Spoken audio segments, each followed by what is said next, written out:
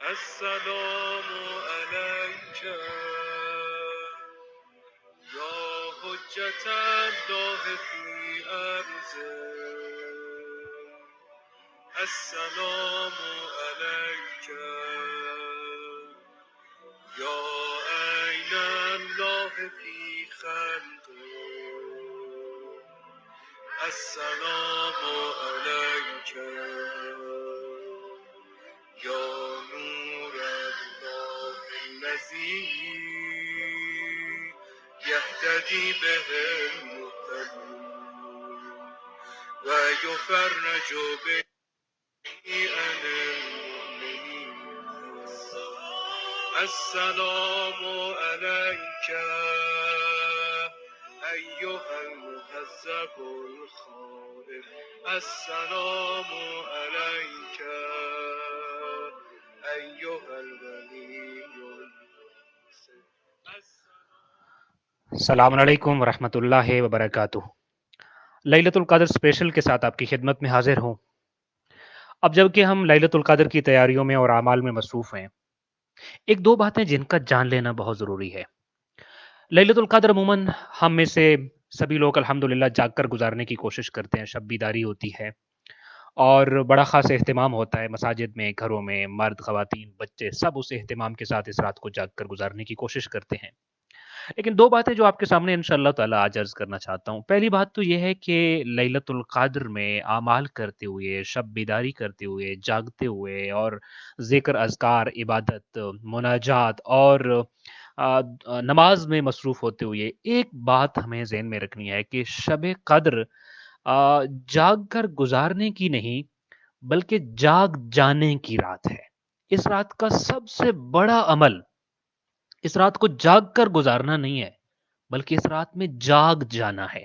بلکہ اگر میں یوں کہوں کہ شب قدر جو ہے یہ فقط شب بیداری کی نہیں بلکہ بیدار ہو جانے کی رات ہے۔ صرف شب بیداری نہیں یا صرف رات جاگ کر گزارنا نہیں بلکہ جاگ جانا اور بیدار ہو جانا۔ اسی وجہ سے اس رات کو لیلۃ المحیات کہتے ہیں۔ لیلۃ المحیات یعنی زندہ ہو جانے کی رات، جاگ جانے کی رات، بیدار ہو جانے کی رات۔ اچھا یہ جاگنا کیسے ہوگا؟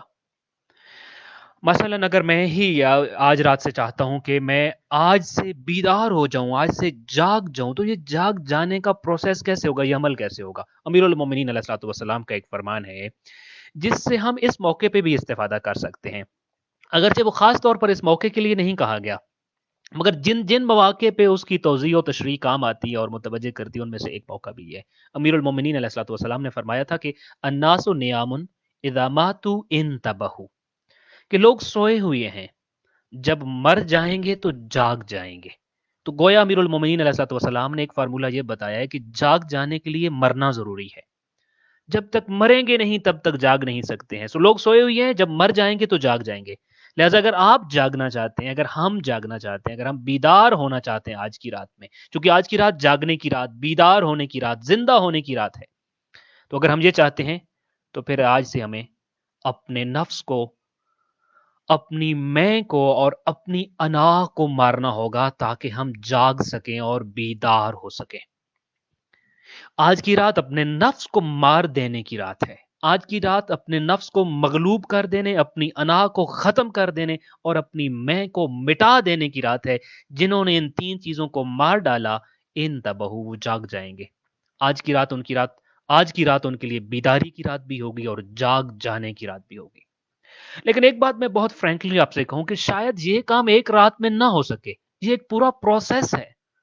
اس پورے پروسیس میں انسان اپنی میں کو مارتا ہے، اپنے نفس کو قتل کرتا ہے، اپنی انا کو مار ڈالتا ہے۔ یہ پروسیس شب قدر جو ہے نا، یہ آج کی رات اس پروسیس کے کمپلیٹ ہونے کا دن ہے۔ اللہ نے یہ پروسیس رجب سے شروع کیا، پھر شعبان آیا، پھر ماہ رمضان کے روزے آئے، پھر اس میں ایک سے ایک بڑھیا دن دیتے دیتے پھر شبائے قدر آئیں۔ شب قدر تو اس پروسیس کے کمپلیٹ ہونے کا دن ہے، مگر ہماری بدقسمتی یہ ہے کہ ہم اس دن سے اس پروسیس کا آغاز کرتے ہیں، اس کام کا آغاز کرتے ہیں۔ لہٰذا ایک بات یہ ضرور کریے کہ چلیں آغاز ہی صحیح، لیکن کم از کم آج سے اس کا آغاز تو کریں، ہم اس پروسیس کو شروع تو کریں، اس کام کو شروع تو کریں۔ آج کی رات جاگ کے گزارنے کی رات نہیں ہے صرف، صرف شب بیداری یعنی رات کو بیدار رہنے کی رات نہیں ہے، بلکہ بیدار زندگی کو پا لینے کی اور زندگی میں جاگ جانے کی رات ہے۔ ایک انشاءاللہ تعالیٰ آج کی رات کا ایک پیغام ہمارے لیے یہ ہوگا۔ دوسری چیز جس کو آج ہم خاص طور پہ ڈسکس کرنا چاہیں گے، قرآن مجید نے کہا ہے لیلۃ القدر خیر من الف شہر، کہ لیلۃ القدر جو ہے وہ 1000 مہینوں سے یا 80 سال سے بہتر ہے۔ اچھا، ایک اس کا عمومی معنی یہ ہے کہ یعنی آپ اس رات میں جو اعمال کرتے ہیں، جو کام کرتے ہیں، اور خاص طور پہ مفاتیح الجنان میں اور اعمال کی کتابوں میں جو اعمال لکھی ہوئی ہیں، اگر کوئی شخص یہ سارے اعمال کرتا ہے تو اس کو 80 سال کا ثواب ملے گا ان اعمال مخصوصہ کو انجام دینے سے۔ صرف ایک رات جاگا، ایک رات اعمال کیے، مگر اس رات کے بدلے میں اور اعمال کرنے کی وجہ سے اس کو 80 سال کی نیکیاں ملتی ہیں، 80 سال کا ثواب ملتا ہے۔ لیلۃ القدر خیر من الف شہر، یہ ایک بہت چھوٹا سا اور ایک بہت عام سا معنی ہے اس آیا کا۔ اس آیا کا مطلب اس سے کہیں زیادہ مفہوم ہے۔ اس آیا کا مطلب صرف یہ کبھی بھی نہ لیں کہ صرف 80 سال کا ثواب ملے گا اگر میں آج کی رات میں چند ایک مخصوص اعمال کروں گا، نہیں، ہرگز نہیں، بلکہ کسی بھی چیز کے بارے میں 80 سال آپ کام کرتے رہیں، اور 80 سال اس پہ کام کرنے کے بعد، اس پہ مغز ماری کرنے کے بعد، اس پہ ہوم ورک کرنے کے بعد، اس پہ تمام تر محنت کرنے کے بعد، 80 سال کے بعد آپ جس نتیجے اور جس رزلٹ پر پہنچتے ہیں، اور پوری زندگی کا جو آپ اس چیز کے بارے میں، اس کام کے بارے میں جو نتیجہ نکالنا چاہ رہے ہوتے ہیں اور نکال کے اپنے سامنے لے آتے ہیں، اس چیز کو آپ ایک رات میں حاصل کر سکتے ہیں اور ایک رات میں درک کر سکتے ہیں۔ یہ ہے مطلب لیلۃ القدر خیر من الف شہر۔ کوئی سا بھی کام جب آپ اس کام کو آج کی رات میں انجام دیتے ہیں تو آج کی ایک رات میں جو آپ کہہ لیجئے وہ دیٹ از ملٹی پلائڈ بائی 80، اتنا رفتار ہے اور اتنا اثر ہے آج کی رات کا۔ کوئی سا بھی کام، صرف اس کو اعمال مخصوصہ کے ساتھ مت جوڑیے۔ مثلا کوئی شخص 80 سال معرفت پروردگار کی کوشش کرتا رہے تو 80 سال بعد جس مقام پہ پہنچے گا، کوئی صرف ایک رات معرفت کی غرض سے گزار کر بھی اس معرفت کے مقام تک پہنچ سکتا ہے۔ یقین حاصل کرنے کے لیے، ایمان میں بلندیوں کے لیے کوئی شخص 80 سال کوشش کرے اور کوئی آج کی رات کو ریکمینڈڈ انداز سے گزارے، جس انداز سے گزارنے کی آئے ماحول بیت علیہ السلام نے کہی ہے، تو 80 سال کی ترقی ملے گی، ملٹی پلائی بائی 80۔ قرب پروردگار کوئی آج کی رات کوشش کرتا ہے تو 80 سال کے کوششوں کے برابر آج کی رات کی کوشش ہے، بلکہ اس سے بھی بہتر ہے۔ تفکر و تدبر کی کوشش کرتا ہے، بلکہ آج رات کے مخصوص اعمال میں سے ایک عمل ہے علمی بحث و مباحثہ۔ ایک علمی بحث اور مباحثہ یہ ہے کہ آپ 80 سال ایک علمی بحث و مباحثے میں مصروف رہے، اور شاید آپ جن نتیجوں تک 80 سال کے بعد پہنچیں گے، اس ایک رات میں اللہ نے اتنی برکت رکھی ہے کہ ایک رات اسی علمی مباحثے کو اگر آپ اس انداز سے کریں جیسے ائمہ ہم سے چاہتے ہیں اور اس پروسیس میں آ کر کرتے ہیں، تو ہمیں 80 سال کا رزلٹ ایک رات میں مل جاتا ہے۔ لہذا انسان پوری زندگی لگا کر اپنی جس قدر تربیت کرتا ہے اور جس قدر خود کو جان سکتا ہوتا ہے، اس سب کے برابر اس ایک رات میں سفر کر سکتا ہے۔